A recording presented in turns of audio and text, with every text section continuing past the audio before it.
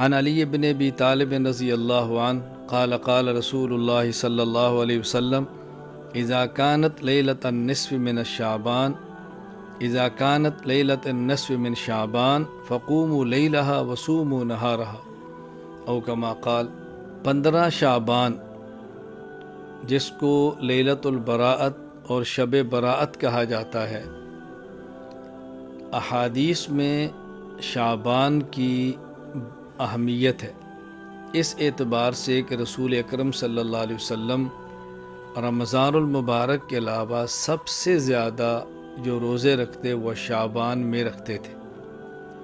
اسی طرح رسول اکرم صلی اللہ علیہ وسلم رجب کا چاند نظر آنے پر دعا جب مانگتے تو شعبان کا ذکر بھی فرماتے، اللہم بارک لنا فی رجب و شعبان و بلغنا رمضان، اور رمضان تک اے اللہ ہمیں پہنچا دے۔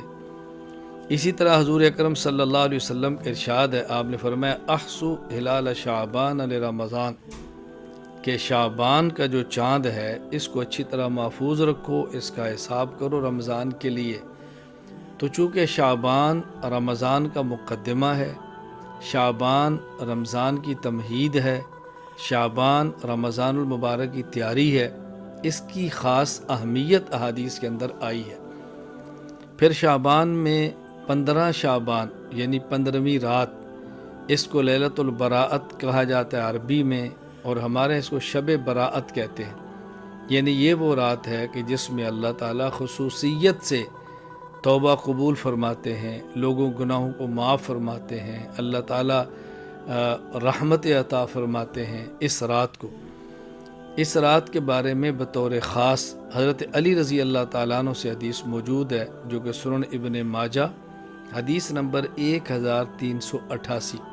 اسی طرح امام بہقی کی شعب الایمان جلد 3 صفحہ 378 پر روایت موجود ہے کہ حضرت علی رضی اللہ تعالیٰ عنہ نے فرمایا کہ رسول اکرم صلی اللہ علیہ وسلم نے ارشاد فرمایا، اذا كانت لیلۃ النصف من شعبان، جب شعبان کی درمیانی آدھے شعبان کی بات رات ہو یعنی 15ویں شب، فقوموا لیلہا، تو اس رات کو قیام کرو، وصوموا نہارہا، اور دن کا روزہ رکھو۔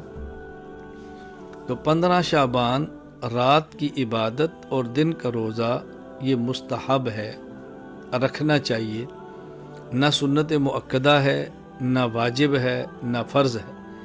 اگر کوئی شخص اس دن کا روزہ نہ رکھے اور 15 شعبان کی شب کا قیام نہ کرے، کوئی اس پر ملامت نہیں، کوئی اس پر نکیر نہیں، کوئی اس پر اعتراض نہیں۔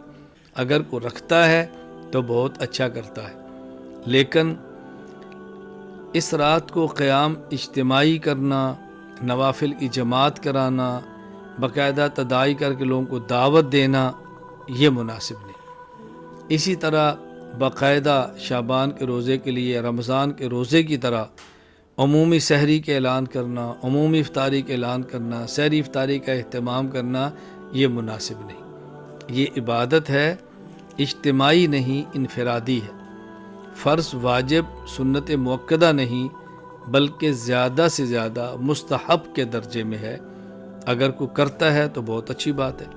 ہمارے بہت سارے مشائخ سے اس رات کا قیام بھی ثابت ہے، رات کی اہمیت کے پیش نظر عبادت بھی ثابت ہے۔ اللہ تعالیٰ توفیق عطا فرمائے تو کرنی چاہیے۔ ہاں، ایک بات کا بطور خاص خیال رکھیں کہ بعض لوگ وہ ہیں جن کے بارے میں رسول اکرم صلی اللہ علیہ وسلم کا ارشاد ہے کہ ان کی اس رات بھی مغفرت نہیں ہوتی۔ ہمیں اس سے بچنا ہے کہ ہم اس فہرست کے اندر شامل نہ ہوں۔ یہ حدیث شعب الایمان للبیہقی کے اندر موجود ہے، حدیث نمبر 3556۔ الترغیب والترہیب کے اندر موجود ہے، حدیث نمبر 1547، کہ نبی کریم صلی اللہ علیہ وسلم فرماتے ہیں جبرائیل میرے پاس آئے، اتانی جبرائیل علیہ السلام فقال هذه الليلة ليلة النصف من شعبان، یہ شعبان کی درمیانی شب ہے یعنی 15ویں شب ہے، وَلِلَّهِ فِيهَا عُتَقَاءُ مِنَ النَّارِ بِعَدَدِ شُعُورِ غَنَمِ كَلْبٍ، بنی کلب کی بکریوں کے بالوں کے برابر، یعنی بہت بڑی تعداد میں اللہ تعالیٰ جہنم سے لوگوں کو آزادی کا فیصلہ فرماتے ہیں۔ لیکن لا ينظر اللہ فیہا الی مشرک و الی مشاجع ولا الی قاطع رحم ولا الی مسبل ولا الی عاقل لوالدی ولا الی مدمن خمر۔ یہ 6 لوگ ایسے ہیں کہ جن کی طرف اللہ تعالیٰ رحمت کی نظر سے نہیں دیکھتے۔ نمبر 1 مشرک، نمبر 2 کینہ رکھنے والا، نمبر 2 رشتہ داروں سے تعلقات کو ختم کرنے والا، نمبر 3 نمبر 4 شلوار ٹخنوں سے نیچے رکھنے والا، نمبر 5 والدین کی نافرمانی کرنے والا، نمبر 6 شراب کا عادی۔ اللہ تعالی ہماری حفاظت فرمائے۔ کس قدر افسوس کی بات ہے، کس قدر دکھ کی بات ہے، محرومی کی بات ہے کہ اس رات بھی انسان اللہ تعالیٰ کی نظر رحمت سے محروم ہو جائے اور انسان کی مغفرت نہ ہو سکے۔ اس لیے ہمیں اہتمام کرنا ہے، ہم شرک سے توبہ کریں، کینے اور بغض سے توبہ کریں، قطع تعلق سے توبہ کریں، شلوار ٹخنے نیچے رکھنے سے توبہ کریں، والدین کی نافرمانی کرنے سے توبہ کریں، شراب پینے سے توبہ کریں۔ اگر کوئی شخص اس گناہ کے اندر ملوث ہے توبہ کر لے، آئندہ اس گناہ کو نہ کرنے کا فیصلہ کر لے، سچی پکی توبہ کرے۔ بہرحال میری گفتگو کا خلاصہ یہ ہے، 15 شعبان شب براءت لیلۃ البراءت کی رات عبادت بھی کر سکتے ہیں، 15 شعبان کو روزہ بھی رکھ سکتے ہیں۔ نہ تو اجتماعی عبادات کا اہتمام کریں، اجتماعی کا معنی کہ باقاعدہ اعلان کریں، تداعی کریں، اشتہار چھپا کے جمع کریں، انفرادی عبادت ہے۔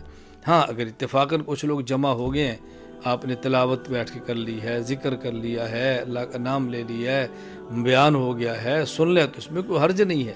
ہاں لوگوں کو جمع کر کے بیان کرنا، سمجھانا، یہ ایک الگ چیز ہے، تو عبادت کرنے میں حرج نہیں ہے، مستحب ہے، کرنی چاہیے، لیکن اس کو ضروری نہ سمجھیں، خاص کھانے نہ پکائیں، اور جو عبادت کا اہتمام نہیں کرتا اس کو مجرم نہ سمجھیں، غلط نگاہ سے نہ دیکھیں، اور توبہ کا بہت زیادہ اہتمام کریں۔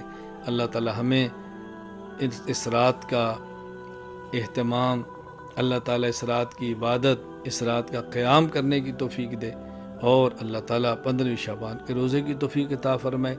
ہاں یہ کر لیں کہ سب سے بہترین بات عشاء کی نماز جماعت کے ساتھ پڑھیں، اس کے بعد کوئی گناہ نہ کریں، کچھ تلاوت کریں، ذکر کریں اور سو جائیں۔ صبح اٹھ کے تہجد پڑھیں، پھر وطر پڑھیں، اور یوں فجر کی نماز تک خود کو اعمال کے اندر مشغول رکھیں، جماعت کے ساتھ عشاء کی نماز، جماعت کے ساتھ فجر کی نماز۔ انشاءاللہ اللہ تعالیٰ کی ذات سے امید ہے اللہ تعالیٰ پوری رات اجر اور عبادت کے اندر شمار فرمائیں گے۔ وآخر دعوانا ان الحمد للہ رب العالمین۔